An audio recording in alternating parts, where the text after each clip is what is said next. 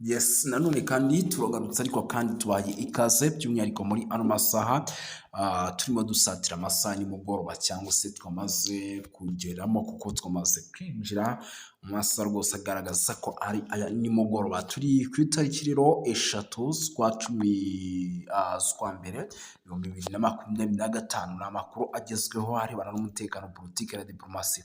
Mugiye kunyemera dusimbukire ku kibuga cy'indege by'umwihariko cya Pinga turebe uko situwasiyo ihagaze.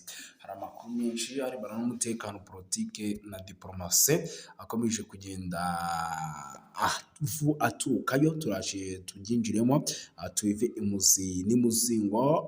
By'umwihariko turaza kuvugana na drone zacu ziri mu bice bigiye bitandukanye n'ibikunda kugira ngo tugende tubapudetinga mu buryo bwihuse cyane mu bice yari turaza kuba by'umwihariko twikomozaho. Turaza gusimbukira mu bice bigiye bitandukanye by'umwihariko kuko hari amakuru menshi agiye atandukanye arebana n'umutekano, politiki na diplomasi. Uvira byakaze, amakuru aremeza ko imirwano yatangiye mu masaha mu gitondo isizemo 23 igaruriye utundi duce tugera kuri tubiri. Turaza kuba tubyinjiramo, ni operasiyo zidasanzwe turaza gukomozaho tukava imuzi n'imuzingo. Turaza gukomoza rero ku makuru menshi agiye atandukanye arebana n'umutekano, politiki na diplomasi, tugende tubapudetinga tubabwira uko situwasiyo ihagaze. Nyamuneka muraza kunyemera turebere hamwe amwe mu makuru akomeje kugenda aturuka hano muri teritwari ya Fizi, bakunzi ba Kigali Riyo News. Muraza kunyemera tugaruke gato ku makuru aturuka ahitwa Makobora. Mu kanya gato gashize bamaze gufata imbunda zitagira ingano. Turaza kuba tubikomozaho tubiva imuzi n'imuzingo, ariko kandi muze kunkundya tugaruke gato by'umwihariko hano mu Burundi, ariko kandi mu gice cyo muri CNDD-FDD turibire hamwe mu magambo amaze gutangazwa n'uwitwa Reverien Kuriyo. Igihugu cy'u Burundi gikomeje gutakaza byinshi bigiye bitandukanye. Ni igihugu cy'u Burundi kugeza amagingo aya kirimo gifite ubwoba yuko isa n'isa gishobora no kubamo kudeta, ariko ibyacyo navuga ko bimaze kuba agateranzamba kanjye nawe nzamba. Turaza kuba tubikomozaho tubiva imuzi n'imuzingo. Turaza gukomoza ku makuru menshi agiye atandukanye, tugende tubapudetinga tubabwira uko situwasiyo ihagaze kuko amakuru ni menshi cyane arebana n'umutekano, politike na diplomasi. Muraza kunyemera dusimbukire hano muri teritwari by'umwihariko ya Masisi turebere hamwe ikijyanye n'ibitero bikomeje kugenda bihagaragara. Nyamuneka ibintu birakaze, turaza kubikomozaho tubive imuzi n'imuzingo. Turaza gukomoza kuri byinshi cyane bigiye bitandukanye, tugire tubapudetinga tubabwira uko situwasiyo ihagaze. Goma inama ziri gukorwa, turaza kurebera hamwe turebe se bimeze bite. Turaza kurebera hamwe mu makuru akomeje guturuka iminembwe ahitwa Mikarati ndetse na za Nyamara. Ibintu birakaze, turaza byose kuba twikomoza. Ariko kandi nanone ku rundi ruhande yafunzwe nayo yagize ati Uvira hafunzwe nk'igisenyi, hafungwa nkaruhwa, ntimuze muvuga ngo ejo nzajya Uvira gukora iki. Ndikuriyo rero kandi yavuze ko 23 itari yo yafashe Uvira ahubwo ko yafashwe n'u Rwanda. Ati ibi bya Uvira ntabibabwiye ko ari u Rwanda.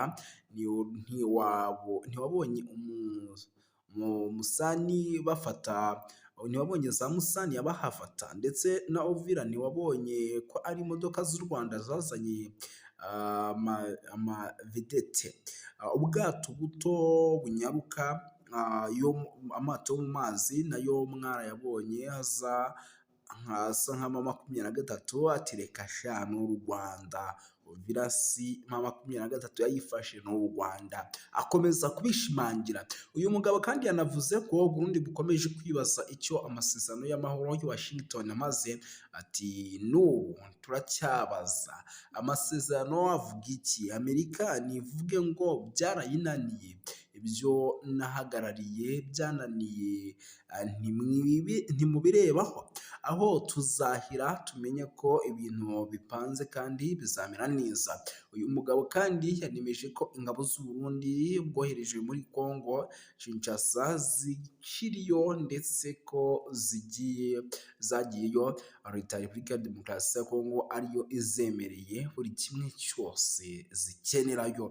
Ati nyamuneka igihugu cy'u Burundi impamvu cyanze gufungura umupaka nuko igihugu cy'u Burundi kivuga ko u Rwanda ari rwo by'umwihariko ngo rwihishe inyuma y'ibikomeje kugenda biba mu gihugu cy'u Burundi, ndetse ngo impamvu nyamukuru murabizi ko imipaka y'igihugu cy'u Burundi n'igihugu cy'u Rwanda yamaze kuba katofu, yamaze gufungwa, bakavuga bati n'ubundi mu gihe uriya mupaka twaba tuwufunguye ubwo bishatse kuvuga yuko n'igihugu cy'u Rwanda twaba dusa nkaho dufunguye umupaka kuko nibo bafite kiriya gice. Ubwo rero rwose nyamuneka ikindi kintu mugomba kumenya ni uko igihugu cy'u Burundi kama mbaye bidashoboka yuko cyagira gute cyafungura imipaka. Akandi kantu rero kari hano, igihugu cy'u Burundi gifite by'umwihariko uburyo bwose gishobora gukoresha, kiravuga kiti ubu igihugu cy'u Burundi ikindi kintu ugomba kumenya kize Tanzania ku rwego rwo hejuru, kuko ubu tuvugana umupaka wacu urimo urakora n'umwe, ibindi bihugu byose bahuza imipaka yamaze kuba katofu, ariko umupaka urimo urakora n'umwe, ni umupaka by'umwihariko hariya ujya Tanzania ukoreshwa igihugu cya Tanzania n'igihugu cy'u Burundi, niho honyine harimo harakora. Ubwo rero niho bishingikirije buri kimwe cyose abarundi kibatunze kirimo kiraturuka mu gihugu cya Tanzania. Icyo nacyo kiri mu biri gutuma igihugu cy'u Burundi kidafungura umupaka, bagatumba byibura ngo gihahirane na Repubulika Iharanira Demokarasi ya Kongo, nuko ibyo gikenera nubwo wenda byose atari byose 100%, ariko biri guturuka mu gihugu cya Tanzania. Ubwo igihugu cya Tanzania bibaye nka ngombwa kigafunga, ubwo igihugu cy'u Burundi byaba birangiye. Mbega buriya kiriya gihugu nicyo kigifatiye runini muri rusange. Nyemera nkubwire yuko igisirikare cya Repubulika Iharanira Demokarasi ya Kongo FARDC cyerekanye abanyamakuru bakivuga ko ari abarwanyi b'abanyamahanga ingabo zacyo zafatiye mu bikorwa ziheruka gukora. FARDC ivuga ko ifatwa ry'abo barwanyi ari igihamya simusiga ku ruhare rutaziguye rw'ingabo z'amahanga iruhande rw'imitwe yitwaje intwaro y'iterabwoba ikorera ku butaka bwa Kongo. FARDC kandi ntiyigeze itangaza ibihugu abo barwanyi bakomokamo. Icyakora yunzemo ko bari bafatiwe ku butaka bwa Kongo Kinshasa, nanone bashimangira ko yashojwe kuri Repubulika ya Demokarasi ya Kongo atari amakimbirane yoroheje y'imbere mu gihugu, ko ahubwo ari igitero cyateguwe kikanashyirwa mu bikorwa hanze, hicwa mu buryo bukomeye cyane amategeko mpuzamahanga. Ingabo za Repubulika Iharanira Demokarasi ya Kongo rero nyuma yo gufata biriya bice by'umwihariko zivuga ko zigishyigikiye gutera imbere, kurinda ubusugire bw'igihugu n'umutekano w'abaturage, bityo icyerekezo cy'iterambere kikabaho. Ibyo ni ibitangazwa n'uwitwa Perezida Tshisekedi Tshilombo. Yes, birumvikana ibyo nta nubwo turi ubitindeho cyane, nyamuneka ahubwo munyemerere mpite ninjira mu makuru aturuka hano mu bice by'umujyi wa Uvira. Umujyi wa Uvira rero ibintu byongeye guhindura isura. Umunyemerere mbabwire yuko nyamuneka ripoti risasi n'amagiro ngezeho aka kanya, nuko ibice igisirikare cya Repubulika Iharanira Demokarasi ya Kongo FARDC cyari kirimo by'umwihariko byose byacyo byabaye agateranzamba ka nyina wa nzamba. Impamvu mubwira nti byacyo byabaye agateranzamba ka nyina wa nzamba ni uko ibice byose barimo byahise bigira gutya, byahise by'umwihariko biberamo icyitwa ibitendo byo ku rwego rwo hejuru, ndetse bikaba byahise nyamuneka ibyako bihindura isura. Mbega ibice byose bari barimo byaberemo imirwano, amakuru mfite ni uko M23 yabashije kubyitwaramo neza, iza gutsinda bikomeye ingabo z'Abarundi FDN ndetse n'Abazalendo. Aba n'ubundi nibo bakiri kugaba ibitero bari mu mujyi wa Uvira, mutaza kugira ngo abagabo bawushizemo n'ubundi mu by'ukuri baracyarimo. Andi makuru adasanzwe arimo agenda tugeraho ni uko ubu tuvugana nyamuneka ibintu byamaze guhindura isura. Impamvu nkubwira ngo ibintu byamaze guhindura isura ni uko mu misozi miremire y'Iminembwe ahitwa Mikarati ndetse na Nyamara urugamba rwari rwakomeje gufata indi ntera. Imirwano muri poko ku rwego rwo hejuru wahumvikanye, ariko kugeza magingo aya makuru arimo arangiraho ni uko igisirikare cya M23 cyabashije kwitwara neza, aho kirimo kiragerageza gusubiza inyuma mu buryo budasanzwe igisirikare cya FARDC. Kirimo kiragerageza gusubiza inyuma mu buryo budasanzwe igisirikare cya FARDC, ndetse mu bice byagabwe ibitero byose nta gice na kimwe bigeze bagira gute babasha kuba babambura muri rusange. Birumvikana ko ibice byose bakibifite. Gusa nyamira nkubwire yuko Alliance Fleuve Congo yatangaje ko yamaganye ku mugaragaro kandi bidasubirwaho ibirego leta ya Kinshasa irimo irabashinza, nyuma y'uko byinshi byagiye binagaragara yuko ari nabo bakora bakagaruka inyuma bakabibashinza. Urabizi amagambo maze iminsi atangajwe n'uwitwa Patrick Muyaya. AFC M23 rero ivuga ko ibyo birego bidafite ishingiro, ahubwo bigamije guhimba inkuru yo kuyobya igitekerezo rusange hagamijwe guhisha igisirikare bikomeje kunyuranya n'amasezerano yo guhagarika imirwano. Iri huriro kandi rinasobanura ko leta ya Tshisekedi cyangwa se leta ya Kinshasa yakoresheje umwanya w'isohoka ry'ingabo za AFC M23 mu bice bigiye bitandukanye, igahita yongera kwigarurira utundi duce bari bavuyemo badakoresheje by'umwihariko inzira ziciye mu mucyo. AFC M23 nemeza kandi ko imibare itangazwa na leta ya Kinshasa ku byerekeye ku mubare w'abahitanwe n'intambara itabakomoka cyangwa se ikomeje kugenda ica ibintu ku butaka bwa Repubulika ya Demokarasi ya Kongo ari imigambi mibi n'ubundi ya leta ya Kinshasa. Yo yataka ahasigaye ugasanga abantu bageze gute babipfiriyemo. Ibyo rero AFC M23 bihakana yivuye inyuma. Ku bijyanye rero n'ibyabereye muri Uvira, AFC M23 ivuga ko tariki ya 22 z'ukwa 12 2025 mu myigaragambyo y'amahoro yateguwe n'abaturage, ingabo za leta ya Kinshasa zakoresheje intwaro zirasakore. Ibyo murabyibuka, Uvira kimara kuvamo hagasohoka itangazo rya Leta Zunze Ubumwe za Amerika risaba M23 kuva mu mujyi wa Uvira. Ibyabaye habaye ibitendo, ndetse ibyo bitendo byabaye byaje no kugira gutya rwose, nyamuneka bituma igisirikare cya M23 kigira gutya kiva mu mujyi wa Uvira. Abaturage mu kwigaragambya rero bagaragaza ko batishimiye igitekerezo cya Leta Zunze Ubumwe za Amerika mu gufata imyanzuro ko M23 yava mu mujyi wa Uvira. Muzi ko barashwe n'ibi AFC M23 nabyo ikomeje kubigarukaho, ivuga ko ari ikibazo gikomeye cyane.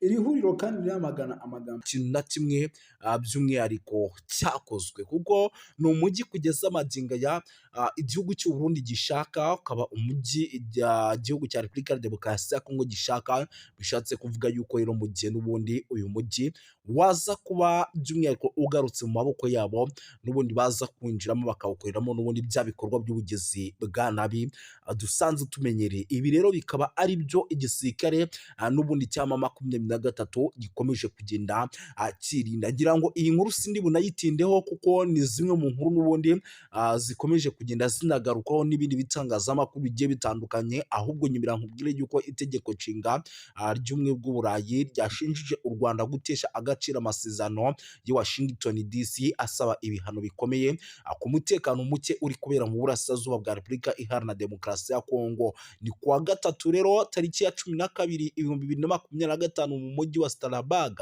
ni mu Bufaransa, inteko nshinga amategeko y'umuryango w'ubumwe bw'Uburayi iyo yateraniye mu nama idasanzwe yihariye ku kibazo gikomeye cyo kuzahaza umutekano n'ubutabazi mu ntara ya Kivu y'Amajyaruguru ndetse no mu ntara ya Kivu y'Amajyepfo ni mu burasirazuba bwa Repubulika Iharanira Demokarasi ya Kongo. Iyo nama rero yabaye nyuma y'ifatwa ry'umujyi wa Uvira n'ihuriro rya Alliance Fleuve Congo. Iyo nama rero yariyobowe na Depite Hada Josi na Jean Victor Umubirigi, akaba na perezida w'umutekano w'intumwa z'inteko nshinga amategeko y'Uburayi. Mu nteko rero ihuriweho n'umuryango w'ubumwe bw'Uburayi EU, by'umwihariko yahagurutse avuga ko ibi bintu bikabije ku kijyanye n'imirwano ikomeje cyane mu burasirazuba bwa Repubulika ya Demokarasi ya Kongo. Aranenga cyane kutubahiriza amasezerano ya Washington DC ashinza gushishikariza u Rwanda gukomeza gushyigikira umutwe wa M23.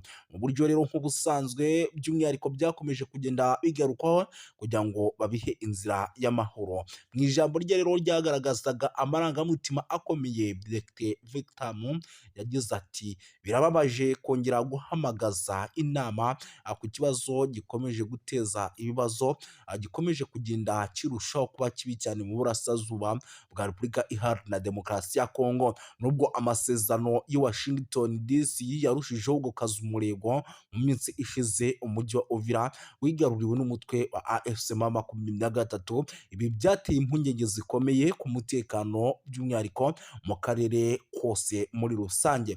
Yongeyeho yuko kandi raporo zitandukanye zigaragaza ko ikoreshwa ry'indege zitagira abadorove bita drone mu bikorwa bya gisirikare. AFC M23 n'ababashyigikiye abakomeje by'umwihariko kuvuga yuko ibi bitero ngo nabo byabatatse bikomeye kandi bikaba ibitero byaturukaga mu gihugu cy'u Burundi. Yanashimangiye yuko kandi ibikorwa bishyira akarere mu kaga k'intambara ishobora kwaduka hagati ku mpande zombi, anasaba umuryango w'ubumwe bw'Uburayi gukoresha ingufu za politike mu guhagarika imirwano. Iyo nama kandi yanitabiriwe n'abanyekongo baba mu mahanga by'umwihariko abatuye mu Bubiligi, bagize uruhare mu gutanga ubuhamya ku ngaruka z'intambara zikomeje mu burasirazuba bwa Repubulika ya Demokarasi ya Kongo, bagaya ihohoterwa rikomeje gukorerwa abasivile, kwiyongera kw'impunzi, isahurwa ry'imitungo ndetse n'ibyaha bikomeye bishinzwa imitwe yitwaje intwaro.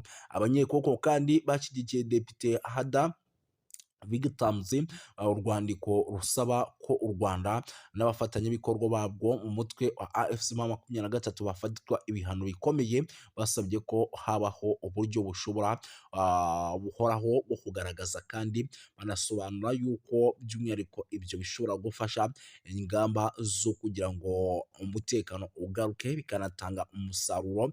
Muri urwo rwandiko kandi rwagize ruti inteko nshinga amategeko y'Uburayi ifite ububasha bukomeye bwa politiki bwo kugira ijambo rikomeye ku biri kubera mu burasirazuba bwa Repubulika ya Demokarasi ya Kongo. Ishobora gusaba kandi ko ubufatanye bwose bw'Uburayi bufite ingaruka, harimo inkunga n'ubundi bufasha,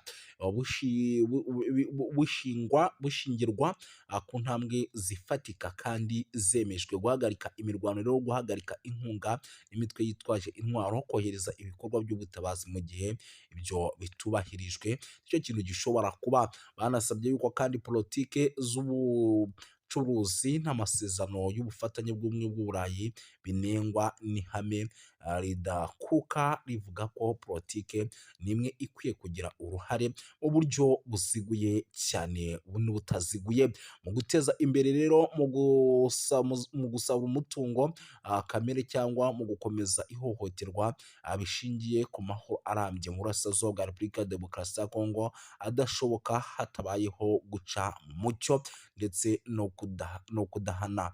Kurinda abasivili rero, gukurikirana abagize uruhare mu byaha bikomeye. Iki gikorwa rero cyagaragaje ubushake bwo kwiyemeza kw'abanyekongo mu guhangana ndetse no guharanira amahoro n'umutekano mu gihugu cyabo, banasaba amahanga kurenga ku magambo bashyira mu bikorwa ingamba zihamye no guhagarika amarorerwa n'amahano bikorwa mu kwibasira abaturage mu burasirazuba bwa Repubulika Iharanira Demokarasi ya Kongo. Umujyi wa Uvira rero ifatwa nk'ibi rikomeje kugenda rigaragara nyuma y'ifatwa ry'umujyi wa Uvira.